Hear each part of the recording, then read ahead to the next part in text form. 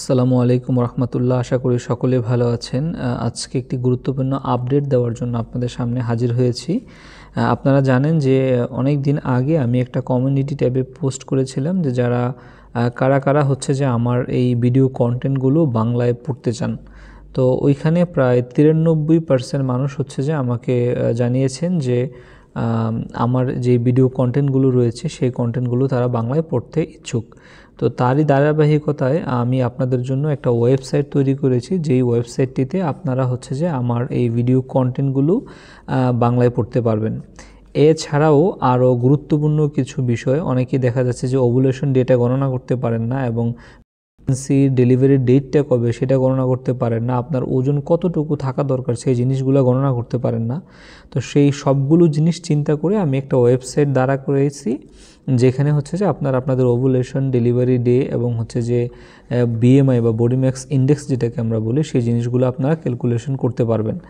তো এই আমার ওয়েবসাইটটিতে যাওয়ার জন্য প্রথমে আপনাদের যে গুগল সার্চ বার রয়েছে সেই সার্চ বারে গিয়ে টাইপ করবেন homeRxSohag.com। এটি সার্চ করার পরে আপনারা হচ্ছে যে সরাসরি আমার ওয়েবসাইটে চলে যাবেন, অথবা আমার যে ওপরে যে লিঙ্ক রয়েছে ওয়েবসাইটে সেই লিঙ্কটাতে প্রবেশ করবেন। ওয়েবসাইটে যাওয়ার পরে সাথে সাথে দেখবেন যে এখানে অনেকগুলো পোস্ট রয়েছে। আমি সর্বশেষ যে পোস্টগুলো করব সেই পোস্টগুলো এখানে থাকবে। এখানে আপনাদের পছন্দ মতো পোস্টগুলো আপনারা কিন্তু এখান থেকে পড়তে পারেন। এছাড়া উপরে যে 3 ডট অপশনটা রয়েছে সেই অপশনটাতে ক্লিক করলে এখানে আপনাদের ক্যাটাগরি অনুযায়ী পোস্টগুলো পড়তে পারবেন। অর্থাৎ আপনি যদি আপনার প্রেগন্যান্সি সম্পর্কে কোনো পোস্ট পড়তে চান তাহলে আপনি প্রেগন্যান্সি টিপসে ক্লিক করবেন। প্রেগন্যান্সি টিপসে ক্লিক করার পরে প্রেগন্যান্সি রিলেটেড যে পোস্টগুলো আমি করব সেই পোস্টগুলো কিন্তু এখানে দৃশ্যমান হবে। তারপরে আমি আরেকটা জিনিস দেখাবো, সেটা হচ্ছে হেলথ ক্যালকুলেটর। হেলথ ক্যালকুলেটরের ভেতরে আমি 3টা জিনিসকে নিয়ে আসার চেষ্টা করেছি। একটা হচ্ছে প্রেগন্যান্সি ক্যালকুলেটর, ওভুলেশন ডে গণনা এবং হচ্ছে বিএমআই ক্যালকুলেটর। তো প্রেগন্যান্সি ক্যালকুলেটরের ভেতরে যদি আমি যাই সেক্ষেত্রে হচ্ছে যে এখানে দেখবেন যে প্রথমে একটা অপশন দেওয়া আছে date of last menstrual period, মানে হচ্ছে যে আপনার শেষ কবে মাসিক হয়েছিল সেই তারিখটা আপনি এখানে বসাবেন।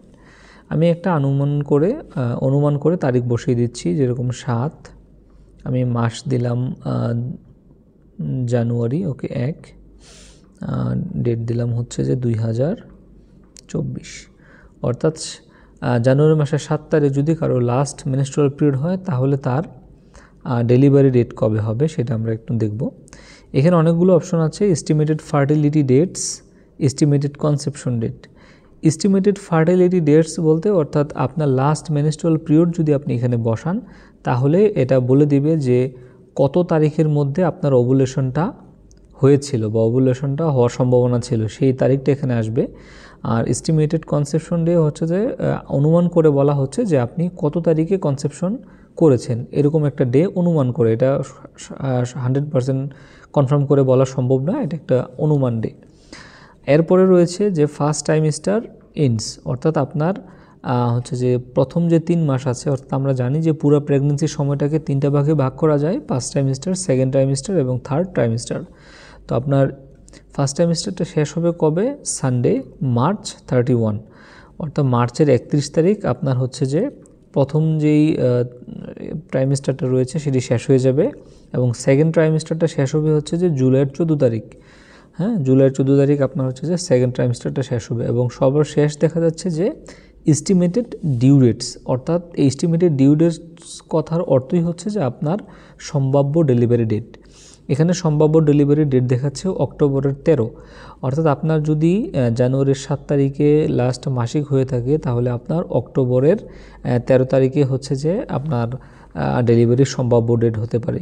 এই ডেটটা একটা সম্ভাব্য ডেট, কনফার্ম করে বলা সম্ভব না। এই ডেটের 7 দিন আগেও ডেলিভারি হতে পারে, আবার 7 দিন পরেও ডেলিভারি হতে পারে। অর্থাৎ এই যে ডেটটা রয়েছে অক্টোবরের 13, এর 7 দিন আগে এবং 7 দিন পরে যদি আপনি হিসাব করেন সেক্ষেত্রে হবে কত, যে অক্টোবরের 6 তারিখ থেকে অক্টোবরের 20 তারিখ পর্যন্ত সময়টা। আচ্ছা, এখন এইখানে আরেকটা মজার বিষয় হলো, আপনি যদি আপনার ওভুলেশনটা ক্যালকুলেশন করতে চান তাহলে সেটাও আপনি করতে পারবেন। সেটা কিভাবে? দেন আমি হচ্ছে যে আরেকটা ডেট নিয়ে নিচ্ছি।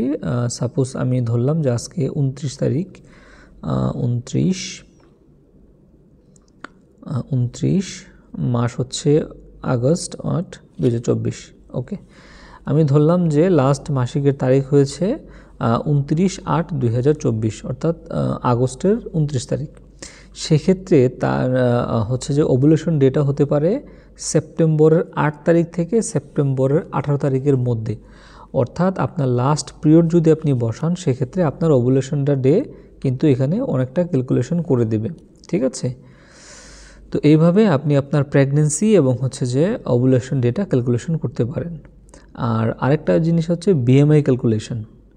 বিএমআইটা আমরা জানি যে বডি ম্যাস ইন্ডেক্স, অর্থাৎ আপনার হাইটের সাথে আপনার উচ্চতার সাথে আপনার যেই শরীরের ওজন রয়েছে সেটার সামঞ্জস্য কতটুকু, সেই জিনিসটা এখানে দেখব।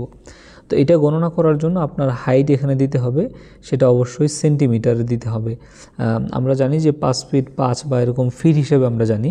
তো আপনি যদি আপনার যেই বিএমআইটা ক্যালকুলেশন করতে চান, তাহলে এখানে সেন্টিমিটারটা দিতে হবে। তো প্রথমে আমরা দেখে নিই যে আমরা ফিটটাকে কিভাবে সেন্টিমিটারে নিয়ে যাব। সেজন্য আমরা হচ্ছে যে প্রথমে একটু ক্যালকুলেটরে যাই। ওকে, ক্যালকুলেটরে যদি আমরা যাই, সেক্ষেত্রে আমি প্রথমে দিয়ে দিব ফিট। ধরলাম আমার উচ্চতা হচ্ছে যে 5 ফিট 4, এটা হচ্ছে ফিট 5 ফিট 4 ইঞ্চি। এখন এই ফিটটাকে প্রথমে আমাকে ইঞ্চিতে নিতে হবে, এই জন্য আমি 12 দিয়ে গুণ দিব, যেহেতু আমরা জানি যে 12 ইঞ্চিতে 1 ফিট। তো আমি 12 দিয়ে গুণ দেওয়ার পরে কিন্তু আমার হচ্ছে যে এটা ইঞ্চিতে চলে আসছে, অর্থাৎ আমার হাইট এখন ইঞ্চিতে 64.8 ইঞ্চি। ইঞ্চিটাকে আমরা যখন সেন্টিমিটারে নেব, তার জন্য আমরা গুণ করব 2.54। এটা দিয়ে যখন আমরা গুণ করব, তাহলে আমাদের সেন্টিমিটারটা চলে আসবে। অর্থাৎ যার হাইট হচ্ছে যে 5 ফিট 4, তার সেন্টিমিটারে যদি আমরা উচ্চতা কনভার্ট করি, সেক্ষেত্রে হবে 164.6। ওকে, আমরা এখন এটা এখানে বসাই দেব 164.6। আর ওয়েট ইন কেজি, অর্থাৎ আপনার যত কেজি ওজন আপনি তত কেজি বসাই দিবেন। ধরলাম আমার ওজন হচ্ছে যে 60 কেজি। 60 কেজি যদি হয়, সেক্ষেত্রে দেখা যাচ্ছে যে আপনার ওয়েট কিন্তু বিএমআই কিন্তু 22.31 দেখাচ্ছে, অর্থাৎ এটা হেলদি। হ্যাঁ, তো যাদের হচ্ছে যে আপনার 5 ফিট 4, তাদের জন্য সম্ভাব্য মানে পারফেক্ট ওয়েট হচ্ছে 50 থেকে 67 কেজি। অর্থাৎ 50 থেকে 67 কেজির মধ্যে থাকলে আপনি মনে করবেন যে আপনার ওজনটা একদম স্বাভাবিক আছে। এর বেশি গেলে কিন্তু ওভারওয়েট হয়ে যাবে, অর্থাৎ 50-এর নিচে গেলে আবার হচ্ছে যে মানে আন্ডারওয়েট হয়ে যাবে।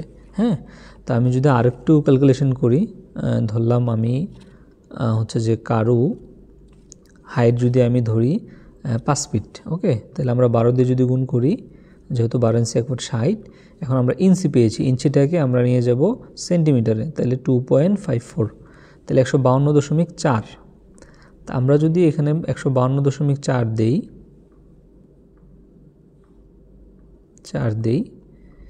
আর আমরা ওজনটা 60 কেজি রাখলাম, সেক্ষেত্রে আমরা যদি ক্যালকুলেশন করি, সেক্ষেত্রে বিএমআই কিন্তু দেখাচ্ছে 25.97, অর্থাৎ 26-এর কাছাকাছি।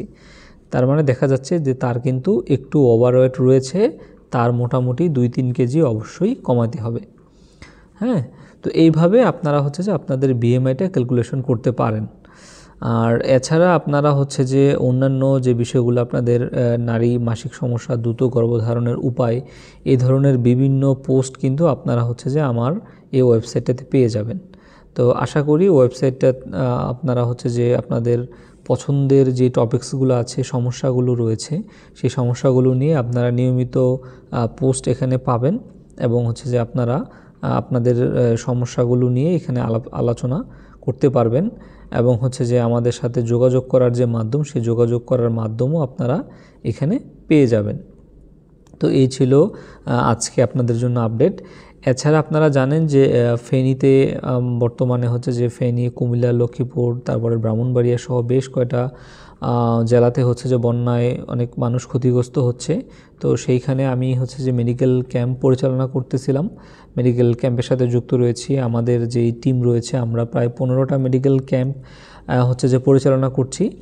তো সেই জায়গা থেকে গত 2 সপ্তাহ ধরে খুবই ব্যস্ত ছিলাম, যার কারণে আমরা হচ্ছে যে নিয়মিত আপনাদের কমেন্টগুলো রিপ্লাই দিতে পারিনি এবং হচ্ছে যে কোনো ভিডিও আসলে আপলোড করতে পারিনি। সেজন্য আমি আন্তরিকভাবে দুঃখ প্রকাশ করছি এবং এখন থেকে আমি আবার আপনাদের যে মেসেজ এবং কমেন্ট রয়েছে সেই কমেন্টগুলোর হচ্ছে যে আমি কিন্তু কমেন্টগুলোর রিপ্লাই আপনাদেরকে ইনশাআল্লাহ নিয়মিত দেওয়ার চেষ্টা করব।